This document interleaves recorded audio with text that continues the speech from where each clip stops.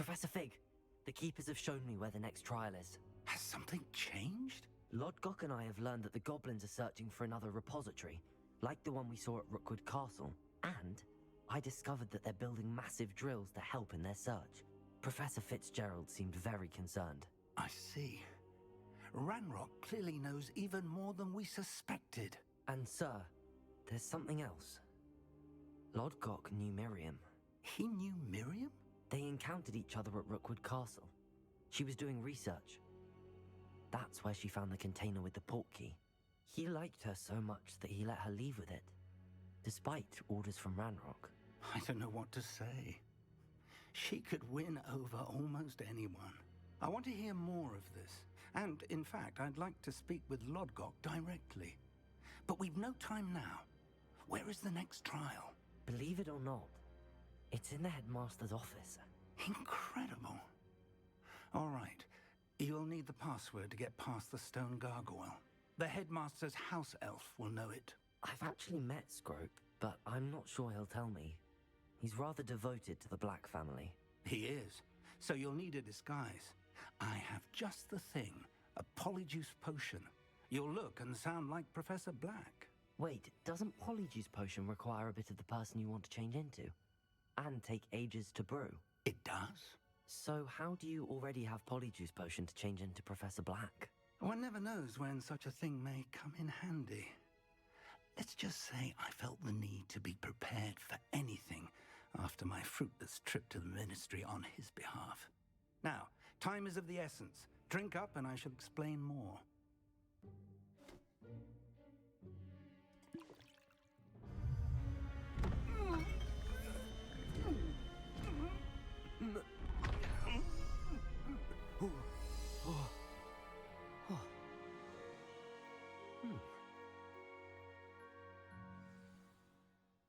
How do you feel?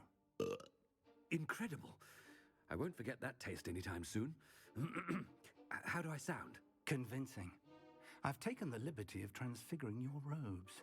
As we discussed, you'll need the password from Scrope, who could be anywhere in the castle.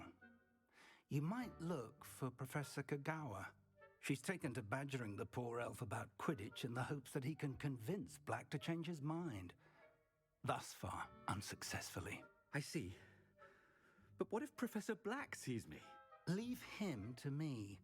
I shall tell him where to meet a liaison from the Ministry in Hogsmeade. That should give you plenty of time. Thank you, Professor. I suppose we'll meet again in the map chamber. It's rather strange to hear gratitude coming from Professor Black.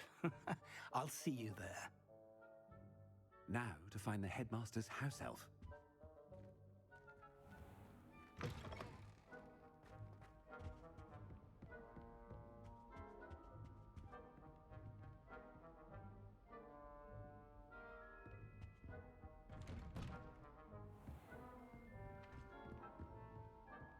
Professor, a moment of your time, please.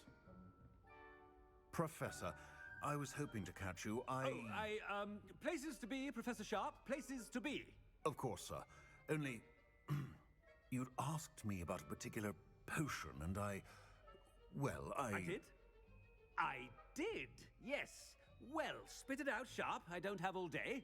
Probably best not to discuss it here, sir. I assure you, Sharp, you may speak freely. Very well. I've brewed the cure for boils you wanted. I can drop it by your office when it's convenient. Of course, yes. No need for all the cloak and dagger. Simply have a student deliver it. A student. Very well, sir, if you insist. I do. And thank you, Sharp. I just hope you've brewed enough for all my boils. Now, to determine which student gets this rather unenviable task. Greetings! I mean, out of my way, children. You call that a shine on those boots? Do better. Greetings, Professor. I thought I heard the headmaster approaching. Gareth! Mr. Weasley, what are you doing here? Don't you have, somewhere to be? Oh, Professor, yes, of course. All sorts of places I'd rather be right now. Do you need something from me? I'm looking for my house elf. Surely you've seen him? Ah, the little one-eared fellow. I saw him heading to the Great Hall moments ago, muttering on about your, sterling graces, sir. I am watching you, Mr. Weasley. Mr. Redding, who owns Honeydukes, tells me some of his billywig stings recently went missing. Prime potion ingredient. And I know you fancy yourself a skilled potioneer. What? But, sir, I haven't been anywhere near Honeydukes. Bah! That's enough from you. Just know that I have eyes and ears everywhere. On your way, Mr. Weasley.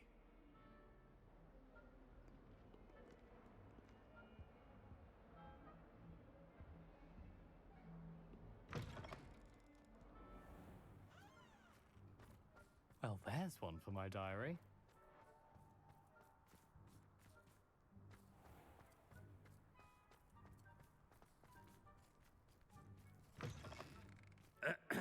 I wonder almost daily why I accepted this appointment from the Ministry.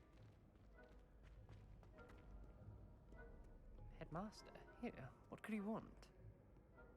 Mr. Gaunt! Where do you think you're going? I beg your pardon, sir. I'm simply on my way outside. Taking the day off, eh? Typical student, wasting the hours away. I have to write 20 inches on Dittany and its uses. Was heading to the greenhouse. Ah, yes!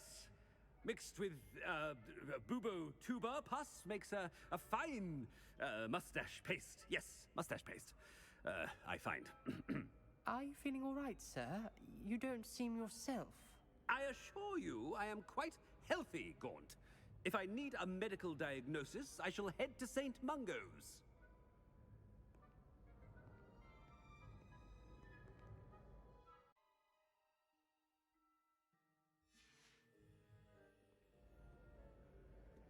Something is very wrong with Professor... Chewing with your mouth open?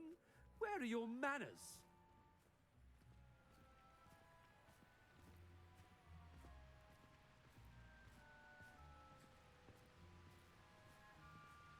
Professor, a word? I should like to speak with you, Professor. Professor Black, again, it is not too late to reconsider your decision regarding Quidditch.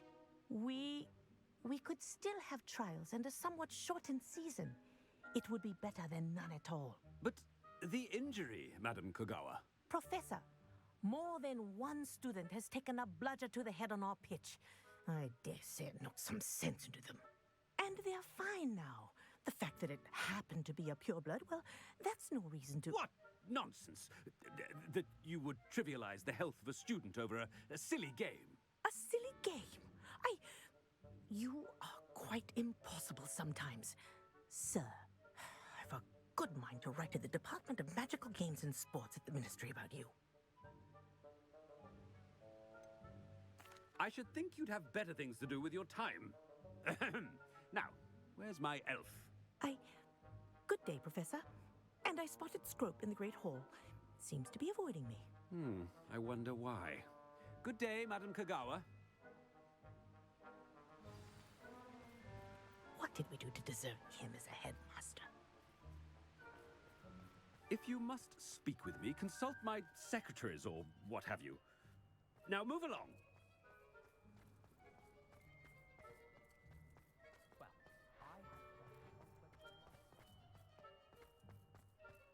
Oh no, it's the headmaster and he's coming this way. Miss Broom, a word. Oh, Professor, this is an interesting surprise. It's Bloom, by the way. Remind me of your area of affinity, Broom. OWLs are swift approaching. Charms, sir. Non-verbal spells. Might work on one that makes me disappear. Well, keep at it, Broom. And before you know it, you'll be as invisible as that new fifth year seems to be. They're not invisible, sir. I've seen them near the library. In fact, they help me with my, heavy books. Speaking of invisible, where's my blasted house elf? Something seems a little off with the headmaster.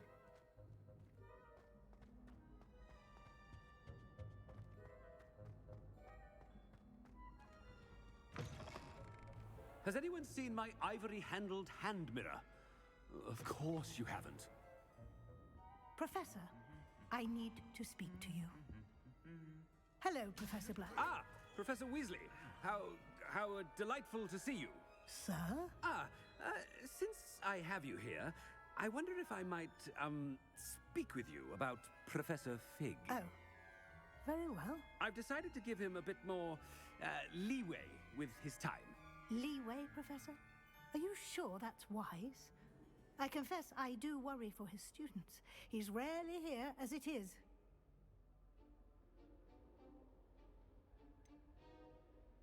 I realize that, and I'd like to keep it that way. I see. But, sir, if I may, I am wary of how much time the new fifth year seems to be spending away from the castle, supposedly on Professor Fig's behalf. I've heard unsettling rumors of their escapades. Everything from sneaking into the Forbidden Forest to confronting Ranrock's loyalists and Rookwood's lot. What? Goodness. You cannot believe everything you hear, Professor. No, you cannot. I mean, I shall keep an eye on Fig. You simply keep doing the wonderful job that you're doing. Simply wonderful. Thank you. But I'm happy to look into... Good. That'll be all, Weasley. I mean, Professor Weasley. Good day.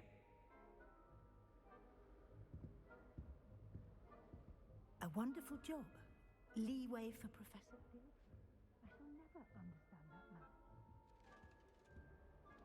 That ought to give Professor Fig some breathing room.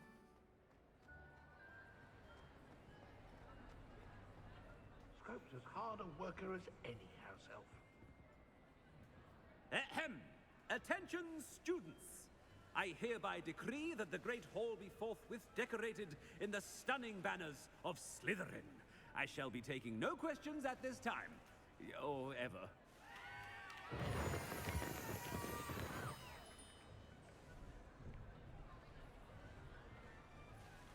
Scrope! Oh, greetings, Master. Remind me of the password to my office. Oh, but Master made Scrope swear never to tell anyone, even Master himself. How dare you question me? I've a mind to give you a matching set of ears. Yes, sir. Of course, sir. Scrope begs forgiveness. It is the Black family motto, Master. Right. Of course. Master does remember it.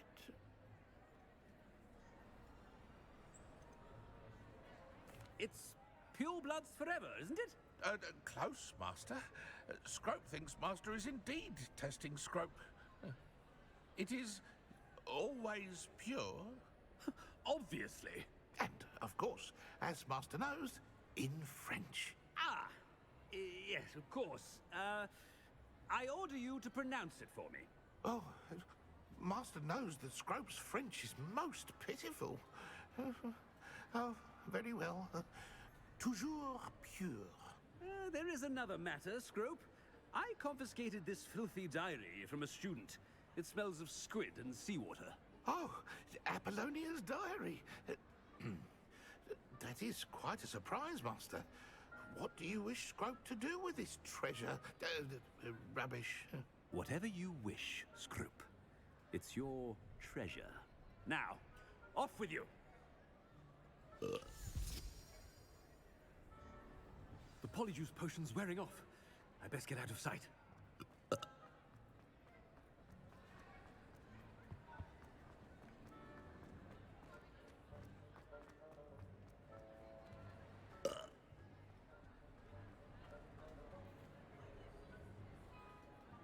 Fig was right.